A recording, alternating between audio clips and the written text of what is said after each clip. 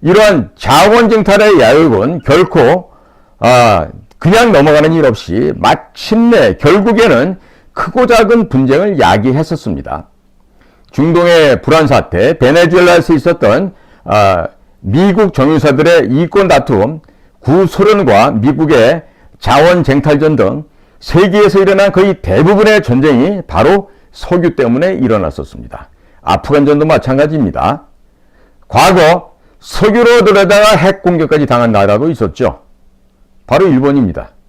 일본 제국은 1931년 만주사변에 연이어서 1937년 중일전쟁을 일으키고 고전을 하다가 결국에 이 석유 때문에 동남아로 눈을 돌리게 되는데, 당시 일본이 인도차이나로 남방작전을 결정하고 감행하게 됐던 가장 큰 이유는 다름 아닌 석유 수급 문제를 해결하기 위함이었습니다.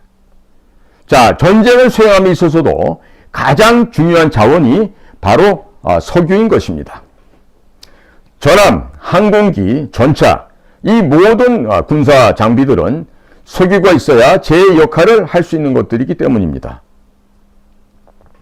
일본은 중국 대륙을 침략하여 중국 본토에서 석유를 찾았지만 워낙 땅덩이도 넓은 데다가 효율적으로 자원을 뽑아 올리는 것이 매우 지난한 일이었습니다.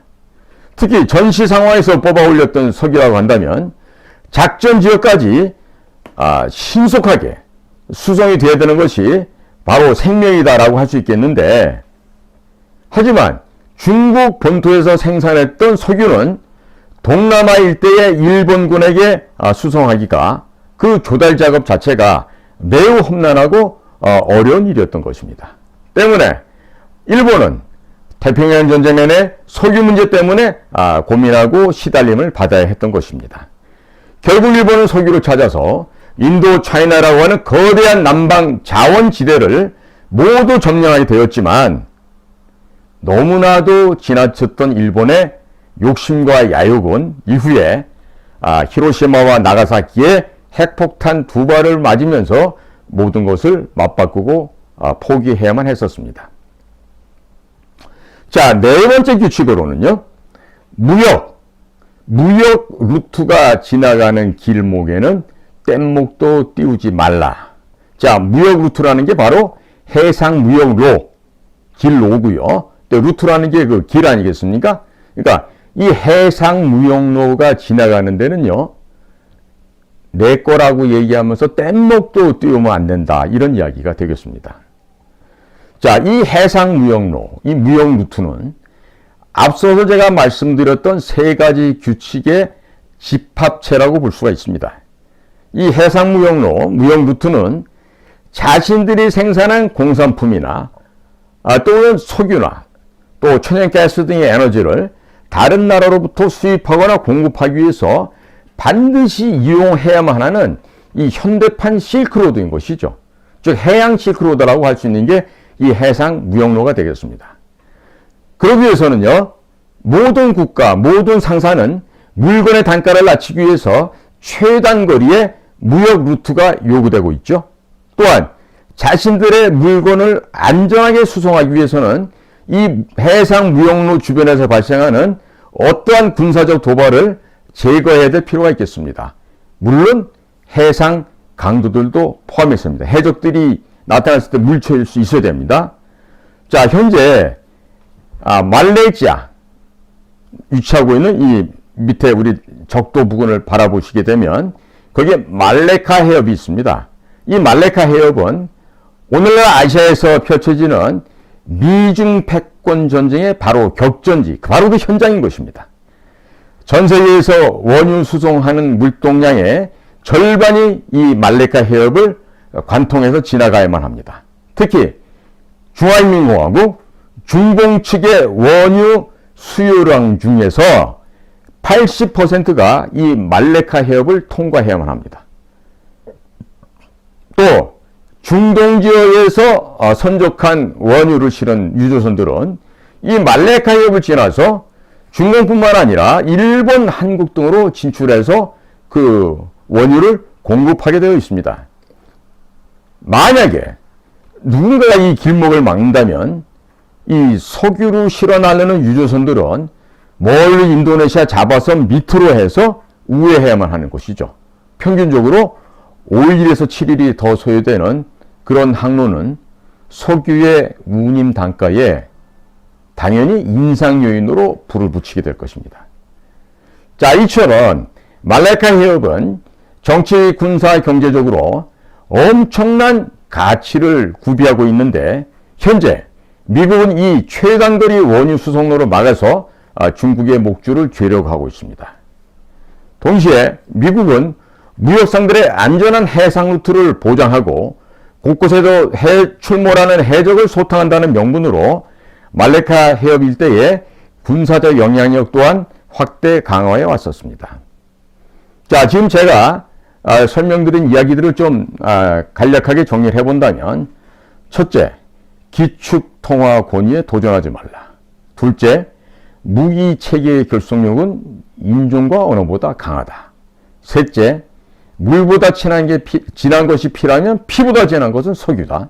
넷째, 해상무역로, 무역루트 지나가는 길목에는 뗏목도 띄우지 말라. 이렇게 간명하게 요약할 수 있겠습니다.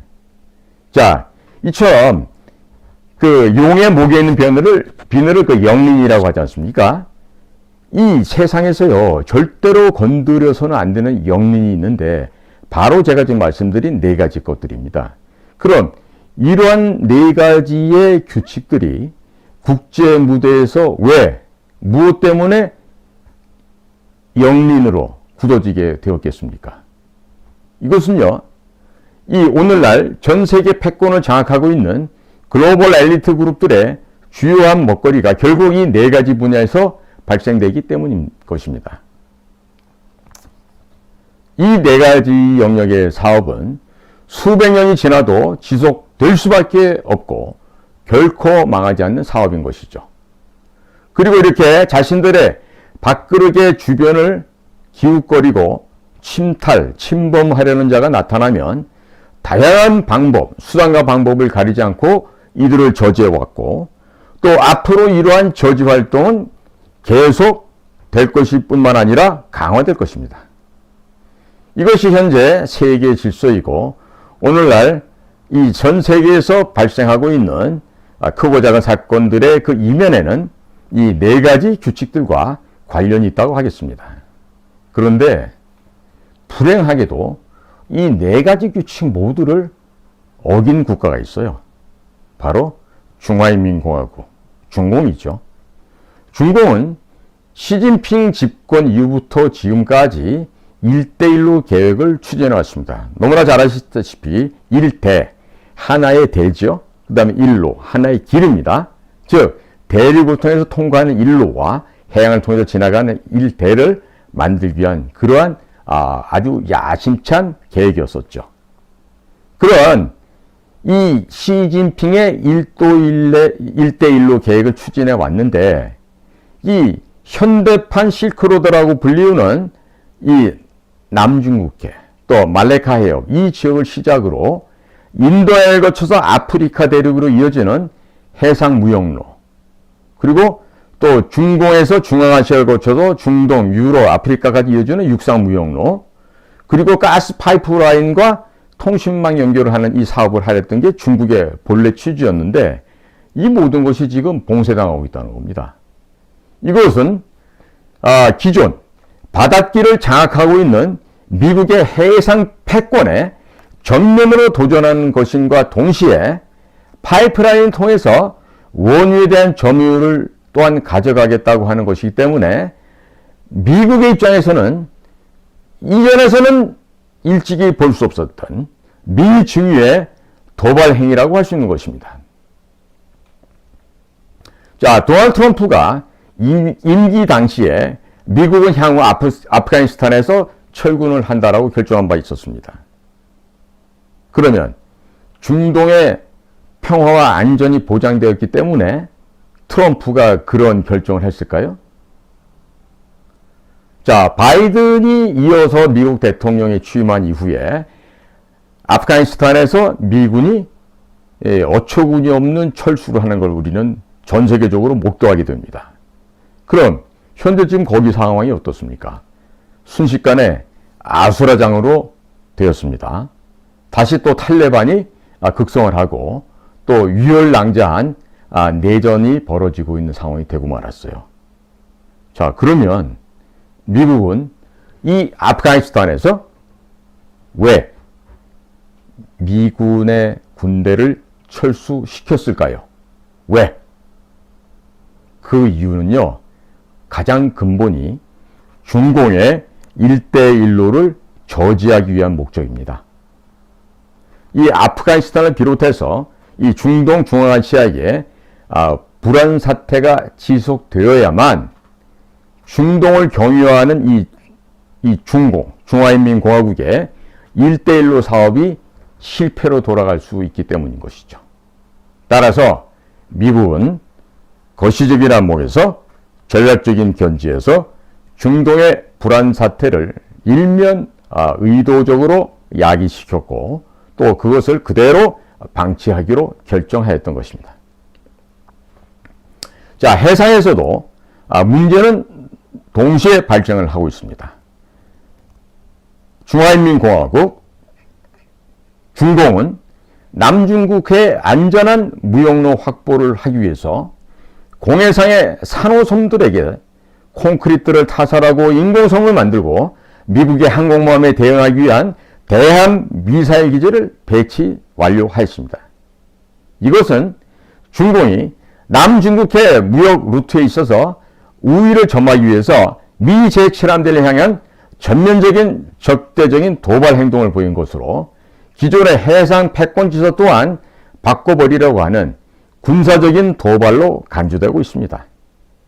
특히 중공이 전 세계에서 전개해온 무분별한 군사기술 해킹과 도용은 다양한 데드카피 제품을 만들어냈고 적성국과 무기체계를 달리한다고 하는 기존 무기시장의 질서를 또한 매우 교란시켜 놓았습니다. 자, 이뿐만이 아닙니다.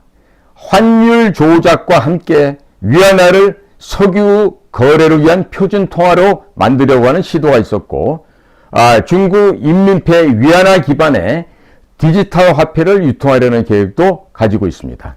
자, 이처럼 현재 중국은 미국을 상대로 절대 건드려서는 안 되는 모든 4가지 영린을 건드린 셈이 되고 말았습니다. 따라서 중공에게 돌아오는 것은요, 무엇이겠습니까? 미래의 행복? 풍성한 물질적인 풍요? 아닙니다. 돌아오는 것은요, 처절한 응징보복입니다. 현재 중공은 앞서서 제가 언급한 이런 4가지 규칙을 어긴 아주 그 대가를 혹독하게 좀 치르고 있습니다. 지금 미중 간의 패권전쟁, 미중 갈등 구도에서 우리가 정확하게 알아두어야 할 사실이 있다면 현재 세계의 갈등 구도는 더 이상 공산 독재 진영과 자유민주 진영 간의 두 축 간의 냉전 시대의 싸움이 아니라고 하는 것입니다.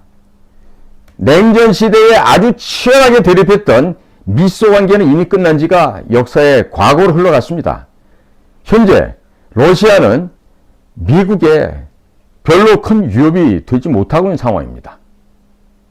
현재 벌어지고 전개되고 있는 싸움은 앞서 제가 설명드렸던 이 규칙을 무시한 채 패권국 지위를 누리는 도전자, 중국이죠. 또 이를 저지하려고 하는 세계 챔피언, 미국, 이 둘 간의 방어전일 뿐이에요. 환원하면 소련 다음으로 미국을 상대하고 있는 것은 중공이고 이것은 더 이상 과거의 이념 대립이 아닌 경제력을 바탕으로 한 경제력 기반의 패권 전쟁인 것입니다. 자, 바이든 정권이 출범한 이후에 대중공 압박은 약화될 것이다. 혹자들은 없어질 것이라고 얘기한 사람이 있었어요. 그러나 바이든이 정권을 잡은 이후에 중공에 대한 압박은 본격적으로 더 강화되었습니다. 자, 중공도 장기전에 대비하고 있는 모종의 제스처를 취하고 있는 것으로 비춰질 수도 있지만 이미 경기는 해보나 마나한 미국의 승리로 경기는 끝나게 되어 있는 것입니다.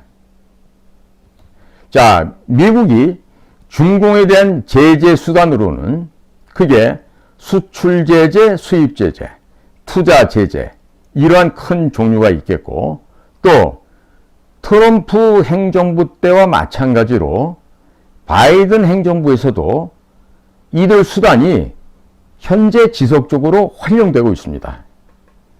자,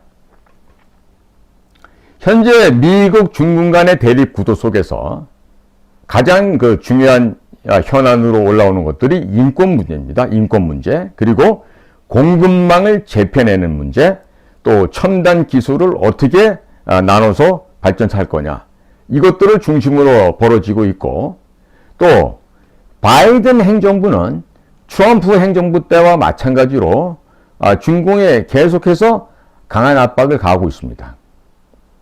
트럼프 시절과 한 가지 차이가 있다고 한다면 현재 바이든 행정부에서는 예측 불가능한 군사적인 충돌도 전개될 수 있다고 하는 조짐을 보이고 있는 것이죠. 이러한 바이든의 대중공 압박을 증명해주는 명백한 행보가 있는데 그게 바로 쿼드입니다. 즉 사자 안보 대화인 것이죠. 쿼드는 동아시아 동맹국의 미사일, 해군력 등을 총집결시켜 중공을 봉쇄하려는 전략인 것인데 이처럼 바이든 역시 중공을 무너뜨린다는 미국의 글로벌 아젠다를 충실하게 수행하고 있습니다. 자, 친중 바이든이 대통령이 되었으니 중공의 힘을 얻어서 미국을 약화시킬 것이다. 이렇게 한국에서도 걱정하는 그런 우익 쪽의 인사들이 있었지만 이러한 예측은 완전히 빗나간 것이라는 것이 이미 증명되었습니다. 그럼 이런 오류가 왜 발생하는 걸까요? 그 이유는 간단합니다. 이것은요, 동북아시아 지역에서 시작되고 있는 이 현재 새로운 패권 구도 속에서 국제관계를 정확하게 인식하지 못한 채 다분히 이 좌냐 우냐 이런 이념적인 좌우 진영 논리에 매몰되어서 발생하기 때문에 벌어지는 현상인 것입니다.